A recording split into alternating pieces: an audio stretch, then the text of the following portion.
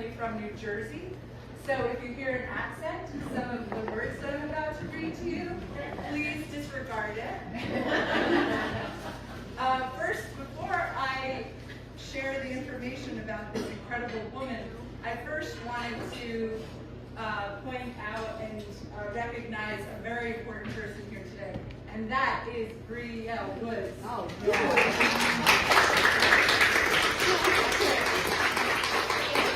Believe it or not, she doesn't like the attention, but I will say, as a member of the community, to have her here and for her to not just choose this building, this inn, as her place of residence, but to embrace and honor Belva Lockwood. To me, she could have come in here and said, you know, I'm just going to make it an inn, and I'm going to, okay, we can rename it, or we can do something else. But no. She took the honor of Belva and the history of Belva, and she embraced it. And when she talks about Belva, I almost I'm brought to tears. So I really, especially in this day and age, where women are sometimes, well, not just this day and age, but especially in this day and age where there's a bit of a challenge for women, a continued challenge for women. So, Brie, thank you for coming to Owego, for honoring and embracing and elevating and bringing Belva Lockwood to the forefront, and for us all to remember her. I mean, she didn't mention this, but for those of you who don't know, Brie, with the help of others, designed a badge for Girl Scouts for Belva Lockwood. So some young women came here and they did some artwork, or they did some, what did they do? Yeah, so part of our initiative here, and I'll talk a little bit about it, is the Be Like Belva movement. And I'll go into a little bit more detail about that. But every year, I try to think of one project that we can take on to make tomorrow better. And to me, that's inspiring a future generation of leaders. I was so inspired by strong women in my life that I could hope to aspire to be a glimmer in someone else's eye. So we worked with the Girl Scouts of America. They let me design my own badge for Belva Lockwood. And we do stays at the Belva, so the kids will come, the young girls will come. We do it from daisies all the way up to cadets. We base the curriculum based on their age level. But we do mock trials because it's so important for Belva Lockwood to actually participate in public speaking. She was also an attorney. So we do mock trials, public speaking. We make our own votes for women sashes, and then depending on the age, they create their own campaign. What change would they like to see in the world if they would become the first female president? And I have to tell you, it is truly an honor and so inspiring to see what we have in store for us in the next coming years. But the badge, if you know anybody in your family that is a Girl Scout aide, what was important to me is not just make it local, it's actually national. So they can find the information on our website. It's completely free. We sponsor the girls for their badge. They just fill out the criteria, email me 10 facts that they learned about Belva and what they did for the program, and then I send them their badge. So yeah, thank you. Yeah, sorry. Okay. I apologize. This is a little long, but I'm going to make it as entertaining as it possibly can. Margaret Julia, also known as Maggie Hastings, was born in Pennsylvania on September 19, 1914, and grew up in Owego, New York. She was described as a feisty tomboy with a rebellious streak. I know people like that. After graduating from Owego Free Academy and before the war, she worked as a secretary. But in January 1944, at the age of 30, and standing at just 5'2" and weighing 100 pounds, she decided she wanted a change, and she enlisted in the Women's Army Corps, also known as the WAC. Margaret was stationed at the USAAF base in Hollandia, New Guinea, and in 1945, New Guinea was a dangerous place. Though largely cleared of Japanese forces, around 10,000 women isolated in the jungle.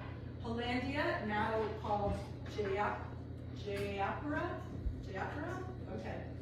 Was a place of stark beauty, but life there was incredibly challenging. WACs faced prejudice and rumors, but served in a vital non-combat roles. To provide some relief, Colonel Peter J. Crossan arranged a sightseeing flight southward over the island's interior, a place dubbed Shangri-La. This valley, home to the Dani people, was as remote from civilization as Mars. So that's interesting when I read through this. That's why they did this. This colonel arranged a sightseeing flight. And so on May 13th, 1945, Mother's Day, Margaret and 23 others boarded the C-47 Skytrain, nicknamed the Gremlin Special, for a sightseeing trip to this valley. The flight, intended as navigational training, became a fight for survival. The flight to Shangri-La required navigating a treacherous mountain pass. Tragically, clouds closed in and the plane crashed into the side of the mountain. 19 people, including the pilot, were killed instantly. Incredibly, Margaret and 2 others, Lieutenant John S. McCullum and Staff Sergeant Kenneth W. Decker, survived. Margaret was severely burned on her legs. They were stranded, injured, in the middle of a dense, unfamiliar jungle. 2 other WACs initially survived but later died from their injuries. McCullum, Decker, and Hastings made their way to a clearing and encountered the indigenous people of the valley, members of the Dani tribes. These tribes lived a Stone Age existence, and the sudden appearance of these survivors was a complete mystery to them. Initial rumors described the Dani as fierce, even cannibalistic, but they proved to be more curious than hostile. The survivors faced a daunting challenge. Rescue was seemingly impossible. The valley was surrounded by 150 miles of dense jungle. How could they be saved? Even today, right? It's not scary. The Army decided the only option was to parachute in. American paratroopers, including soldiers from the 1st Filipino Regiment, were dropped in to protect the survivors and devise a plan. The solution was daring, a glider rescue. Gliders had been used successfully in Europe and could land in areas where regular planes could not. The plan was to have a tow plane pull a glider into the valley. So you know those gliders, has anybody been to Elmira? They're really incredible. The survivors and paratroopers prepared a makeshift airstrip, marking it with bright parachutes. A tow plane would then snatch the glider into the air. Margaret, despite her injuries, had to walk 10 miles to reach the pickup site. The rescue was a success. 47 days after the crash, Margaret and the others were flown to safety. Her courage and resilience made her a national hero. She was hailed as the Queen of Shangri-La. Margaret's story captivated the nation. Newspapers detailed her ordeal, describing her as the most celebrated young woman of the war. Margaret Hastings' story is a testament to the extraordinary courage of an ordinary person from Owego, New York.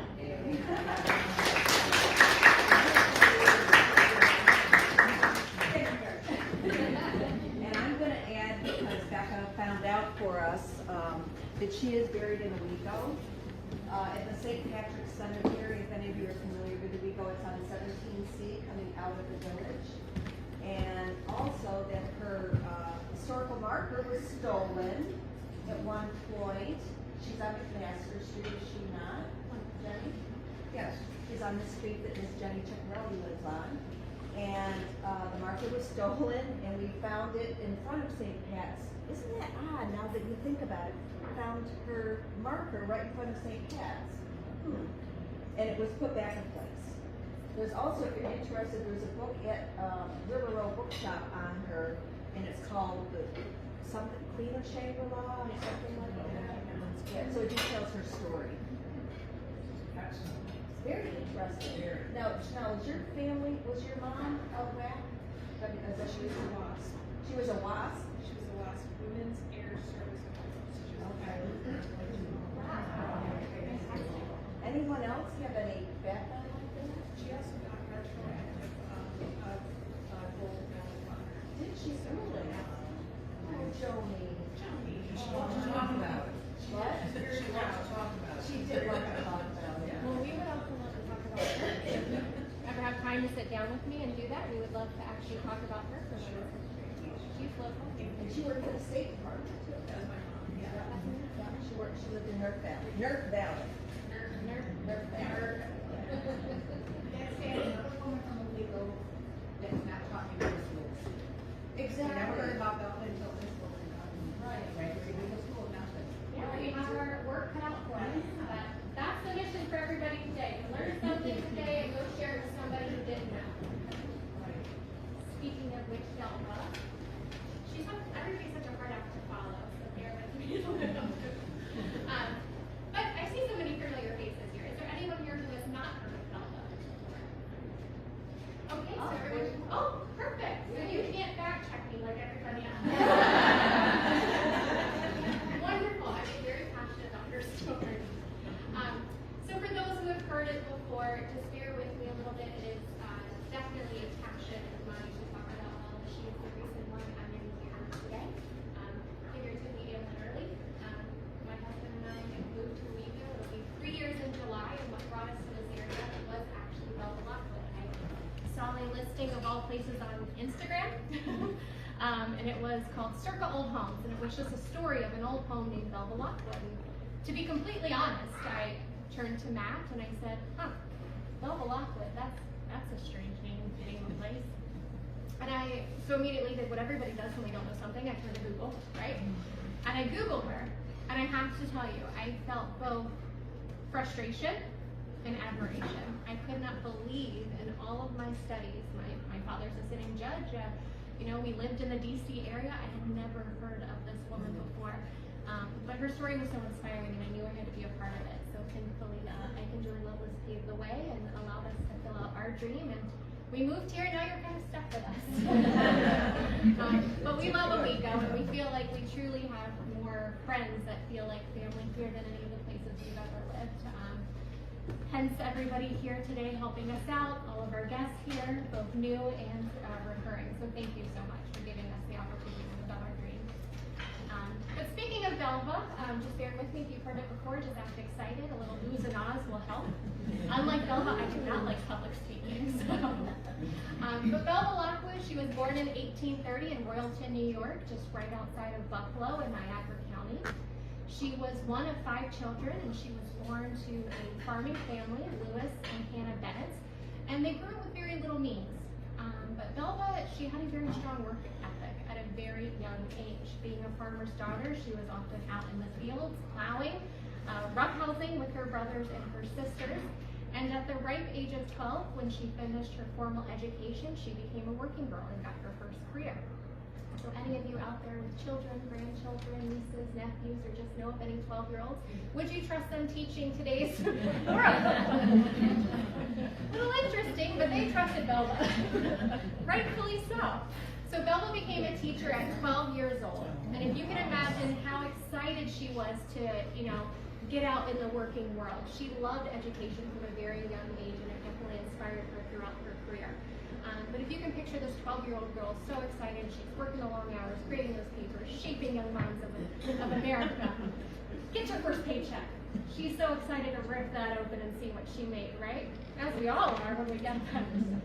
So she opens it up, looks at it, and goes, something's not adding up. So she goes to a colleague who happened to be a male. She goes, hey, I just have a couple of questions. What did you make? And Belva was 12 years old when she had her first experience with sexual prejudice, when she experienced the gender pay gap. So obviously she was a little upset by that. She was working the same amount of hours, teaching the same courses, doing the same amount of work, and getting paid less than half of what her male counterparts were. So Belva, what does she do? She's not happy. She goes to her father and says, I need something more in life. I need to pursue a higher education. It's really important for me to understand. And Belva's family, although very supportive and loving of Belva, did not necessarily want a daughter smarter than they were. So they denied her request at this period of time. However, Belva, went on. She was continuing teaching, and at 18, she got married to her first husband, Uriah McDowell. They owned and operated a sawmill together, and they had a daughter named Laura. Tragically, 3 years into their marriage, Uriah had a sawmill accident and passed away. So now Belva is 21 years old. She's a widow, a single mom, and has a sawmill. But that doesn't stop her. We know how hard and difficult that can be in today's world. You can imagine back then. One important thing to note is that at this day and age, if your spouse tragically passes today, chances are you're left with something to kind of, take care of yourself. Not back then. Women weren't actually allowed to receive the funds.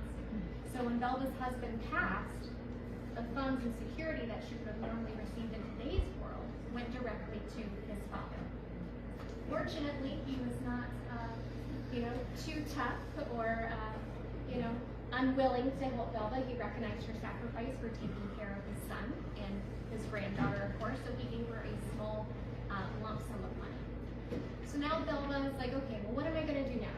I gave up my, pursuit of a higher education at once, but now I have a young daughter to consider. It's not just myself anymore. So Belva had to make a very tough decision. She contacted her family, and her family took Laura for a brief period of time for Belva to actually go away to school. And she was so excited because she's been waiting her whole life, up to now, to go to college. And she finally gets there. She enrolls in Genesee College, which is now Syracuse University. And Belva gets there, and she learns very quickly it might not be exactly what she thought it was. Women are actually discouraged from taking a lot of subjects that males are taking. They are not allowed to take phys ed, so no PE, no exercise. They are not allowed to take public speaking because at this time women are better seen than heard. They are discouraged from taking mathematics or science. And this was really discouraging for Belva because these are all subjects that really, made her fulfilled. She wanted to learn. She wanted to expand her horizon, especially when it came to public speaking, because she realized at a very young age the importance of standing up and speaking out. So Belva, being Belva, passed all of the courses that she took with flying colors. She was even self-taught in subjects that she wasn't receiving elsewhere. So she graduates from college. She needs to make a little money. She has a teaching background, so she goes back to teaching, trying to teach girls subjects they wouldn't learn elsewhere. And during this time, there's some noise happening over in Seneca.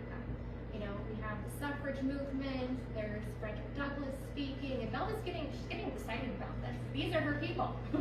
She likes what they're talking about. So during the summers, when Belva was not teaching, she was often speaking at local conventions about the importance of women's reform in education, about women had to be equal. They had to learn and deserve to learn the same subjects as men, because we're all here for, one thing, to make it better. So Belva actually made a friend at this period, and it was Susan B. Anthony. Susan B. Anthony and Belva were actually very close friends in the beginning. We later find out they did have a disagreement on politics and strategy on how to get women the right to vote. But during this period, they played nice. So when Belva was often there, she was like, okay, well, what's next? So Belva said, okay, I have this money. I'm going to pick up Laura. And she actually had to search all over New York State to find a county willing to sell a woman a piece of property, because women didn't have the right to own property. In fact, you had to be a white male to own property at this stage. But in 1863, Belva found a county, Tioga County, a small town, Owego, who was willing to sell a woman a piece of property. And she actually purchased this property, 249 French Street, and operated a women's seminary. Now, seminary is a little bit of a disguise, if you will. People often thought seminary, she was teaching women all the important subjects, poetry, singing, arts, all the things that women should be taught, right? Not Belva. Belva was teaching all the subjects women would not learn anywhere else, especially public speaking, because she knew it was so important for these women to have voices, to speak out, and to be heard. Thankfully, Belva did that for us. So Belva was here for only 3 short years before she realized, okay, I have a bigger calling. Throughout her period of life, we've learned, she does something, she puts her mind to it, she moves on to the next step. She's ready to really change the world. And she says, okay, if I'm going to change the law, then I have to understand the law. And that's exactly what she does. So even though she was in Owego for only 3 short years before moving to DC, she made a huge impact on this town.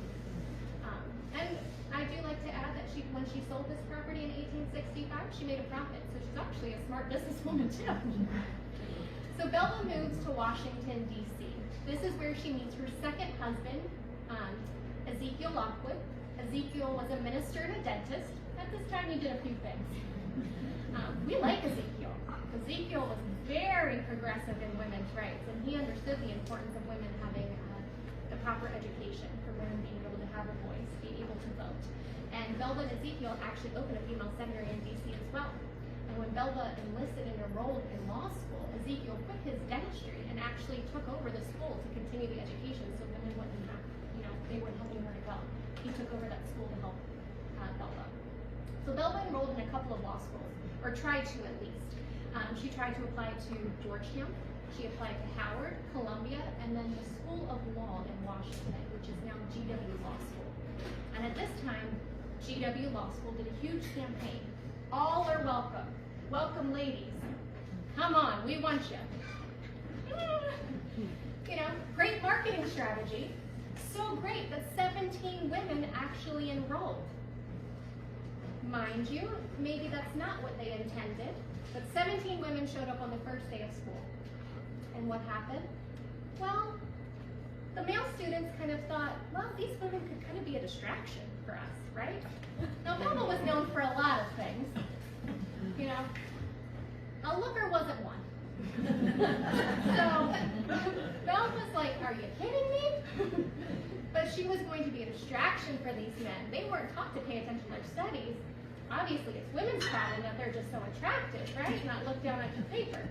Another story. So, what do? They put these women in a separate classroom. So the girls are there waiting for their instructor to come in. Waiting. There's no female instructors. They never intended to have an instructor in this classroom. So what happened? The women actually were said to have pulled glass cups, put their ear against the wall, and listened to the instruction. Wow.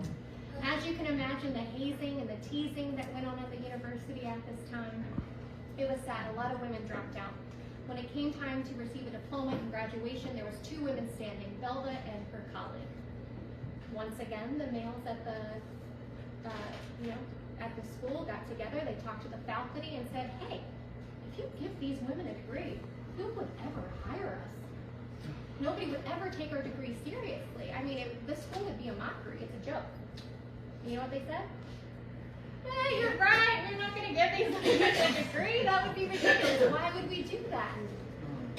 So at this point, Belva's colleague just said, "Belva, I'm done. I'm tired. I can't fight anymore. This is ridiculous." So she dropped out. Belva said, "Absolutely not. I've passed all of my courses. I demand my degree." And that's exactly what Belva did. She wrote to the President of the United States, who happened to be the president of the university at that time, Ulysses S. Grant, and she demanded her diploma. She did not get a response back, but she did in fact receive her degree 2 weeks later in the mail. So we can only imagine what that letter said. I'd love to get a copy. So now Belva is a graduate. She is an attorney. She's out in the working world, right? Women can't actually step foot in a courthouse. So one of the first cases that Belva took on was to represent herself and all females to actually be able to practice law and step foot into a courthouse at the Supreme Court level. Luckily, Belva won, and now women can actually practice law at the Supreme Court level. One of the other things that I love about Belva is she was just not fighting for women's rights. She wasn't fighting for her own rights. It wasn't that she was just so determined. She was a proponent for equal rights of everybody, regardless of what your background, what your race, or your gender was. And a year after Belva actually became the first woman to present a court case to the Supreme Court, she lobbied to that court to represent Samuel Lowery to become the first African-American man to be able to practice in law.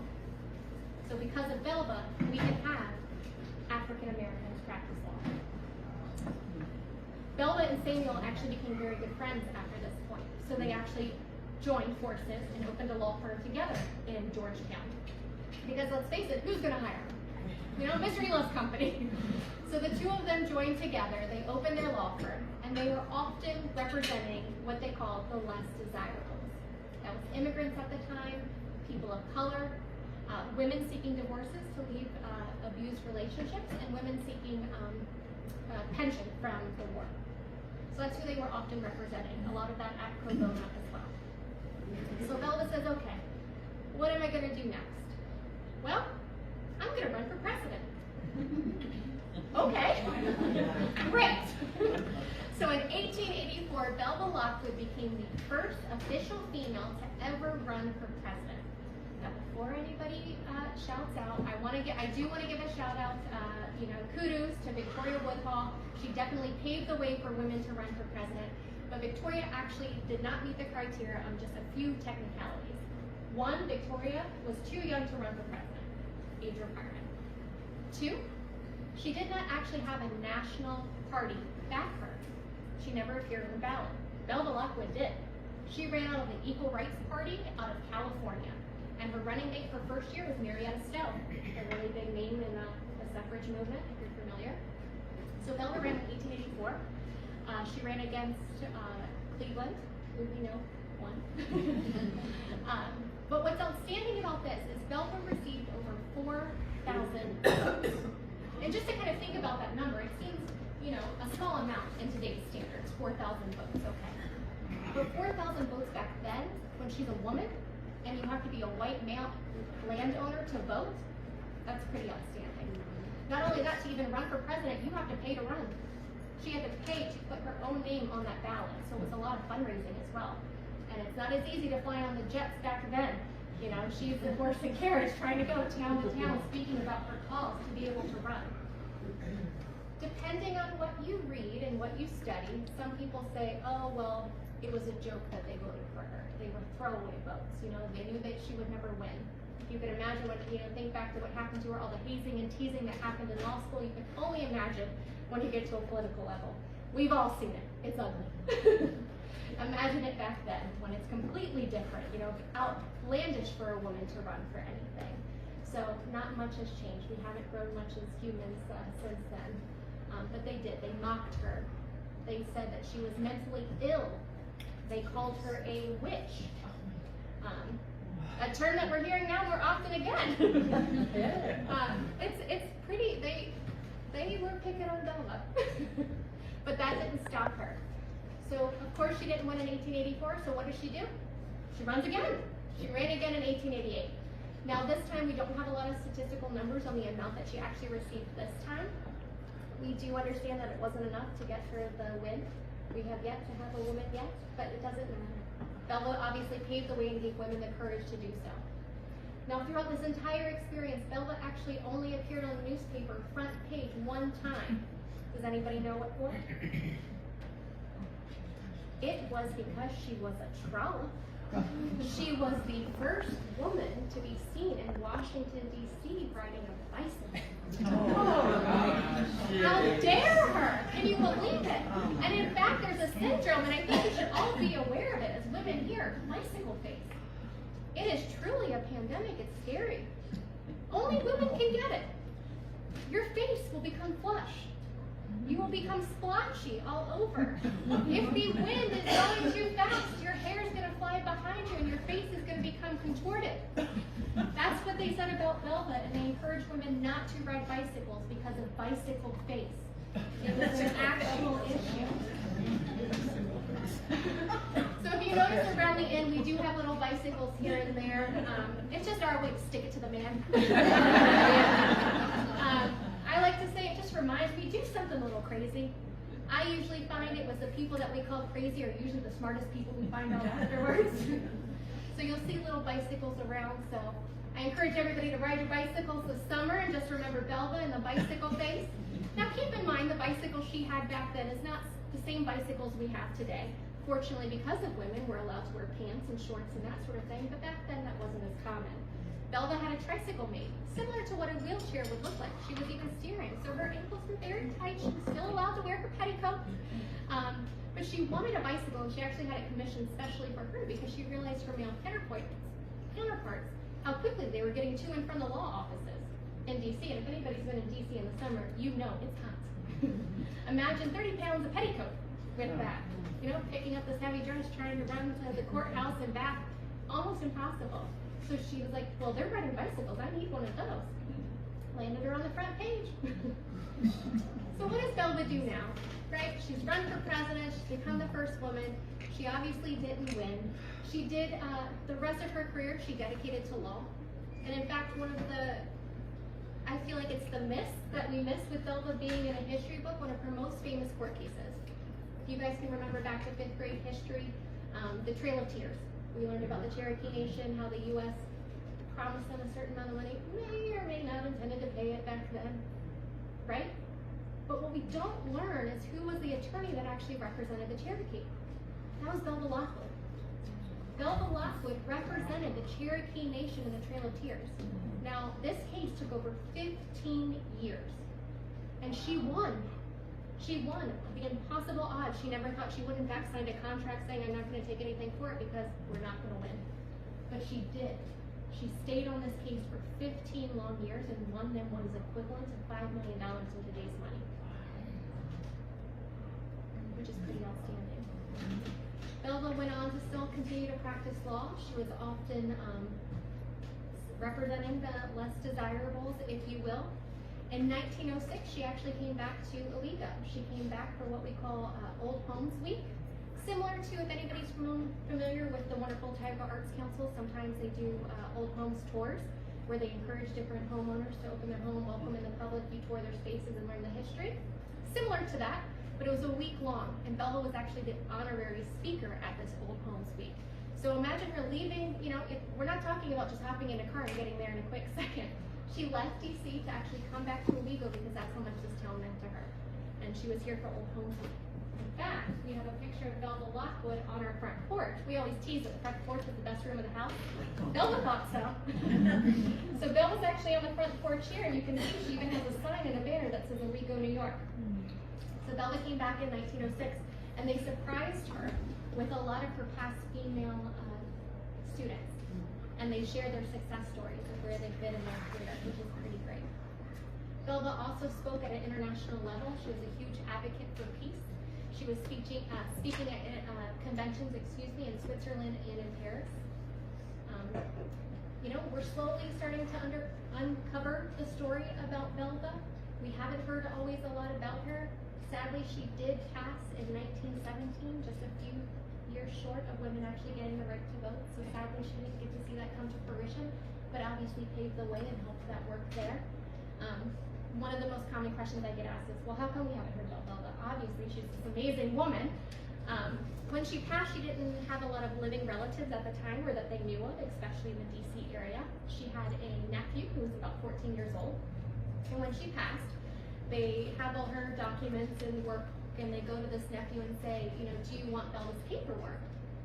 Nah, nobody's ever heard of her. You can just get rid of it. And that's one of the reasons why we don't know much about Belva today. But what he did say is nobody's ever heard of her. They're all paying attention to that Susan B. Anthony. So if you remember, I said that Belva and Susan B. Anthony used to be good friends. They did have a falling out. One of the falling out was they didn't necessarily agree on the strategy to get the women's right to vote. And it's not saying that one's right and one's wrong. They just disagreed about the strategy on how to get there. Susan B. Anthony said, Belva, I understand your passions, but in order to get women's right to vote, we have to get the vote for white women first. Belva said, okay, I understand that, but we need the vote for all people. If we're going to fight the fight, we're going to fight the fight for everybody. And Belva wanted the right to vote for not just white women, for all women and men of color as well. Susan B. Anthony also thought that Belva Lockwood made a mockery of the suffrage cause when she ran for president. She thought she took the attention off of what they were actually doing. So they disagreed about that as well. But one of the reasons why we hear about Susan B. Anthony so much is Susan B. Anthony actually came from a very wealthy family. She actually had a huge marketing firm behind her, which is why her name is out there. Belva started with very little means and she ended with very little means. But obviously we're very thankful for both of those women today.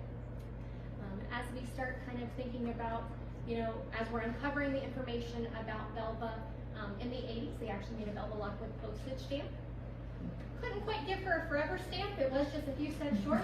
Couldn't even give the woman a forever stamp. It's hanging up here. We have it kind of around the end, but she did actually appear on a postage stamp. It was very exciting. And that kind of leads us to the Be Like Belva movement that Carolyn mentioned. I will show you the badge just because somebody had asked to see it. Excuse me. But every year we try to come up with something new that we can do. So we actually created the Belva Lockwood Girl Scouts badge and made this accessible nationwide so all girls can participate. But the Be Like Belva movement is more than a phrase. It's really a call to action. And I get a little emotional when I talk about it. So I'm going to read it so I don't have to stare at any of you in the eyes. Because I love her story and it's truly a passion. But I think the Be Like Belva movement, like I said, it's more than just a phrase. It's really a call to action to every single one of us. It's a reminder that even when we face impossible odds, one person armed with unwavering determination can actually change the course of history. For me, sharing Belva's story is not just a presentation, it's a passion and a dream come true. One that I'm thankful for because, let's face it, without Belva, I wouldn't have the privilege of having a business, being able to speak in front of any of you today. To witness her journey and to understand the obstacles that she overcame, in a time when the world seemed determined to hold her back, it's truly inspiring. And I hope with all my heart that some part of her story resonates with each one of you today. When you find yourself facing a challenge or an obstacle, when you're feeling overwhelmed or discouraged, I encourage you to whisper to yourself, be like Belva. Remember her resilience, her courage, and her unwavering belief in justice.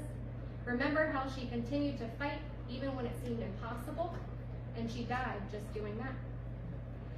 Yet we know the journey towards equality is far from over today. Belva believed in equal rights for all people, regardless of your race, your gender, or your background. She understood the transformative power of women's education and how important it was for women to be educated. And it's with this spirit and this unwavering commitment to justice that fuels our whole Be Like Belva movement. I feel as though we have a responsibility to inspire the next generation of leaders, to empower them to create a better tomorrow and be the change they wish to see in the world. By being like Belva, by refusing to accept injustice, by standing up for what's right, even when it seems difficult, by believing in the power of our own voices. So I encourage everyone to be an advocate for peace, for equity and equality. Let us work together to build a future where every voice is heard and every dream is attainable. Let us carry Belva's torch forward. Let us lay the path for generations to come. And from this moment on, let's all strive to be a little bit like Belva.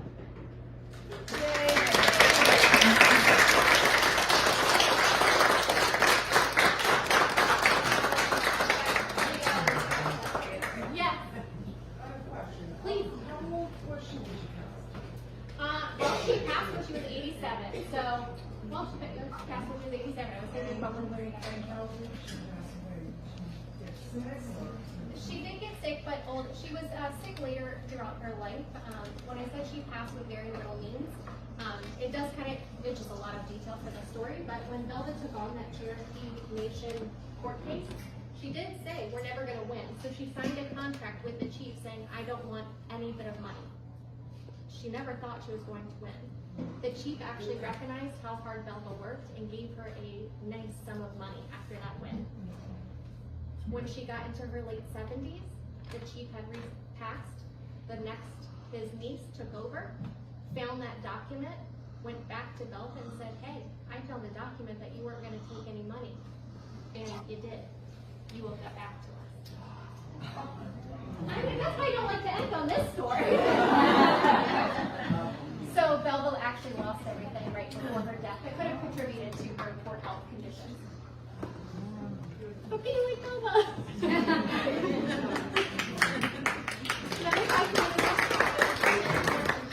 Okay, yes. She had a long life. She obviously paved the way for so many women, as every woman here that we talked about, and women in this room. Ruth Bader, yeah, absolutely. So one of my favorite books by Jill Morgan, I find it to be the most accurate biography, actually wrote the foreword in that book for Belva, and she thanks Belva for giving her the courage to actually go to law school. Mm-hmm. Any other questions? All right, hopefully I didn't bore you to death. So we're going to go out to the world and be like Belva, right? Try it more, please.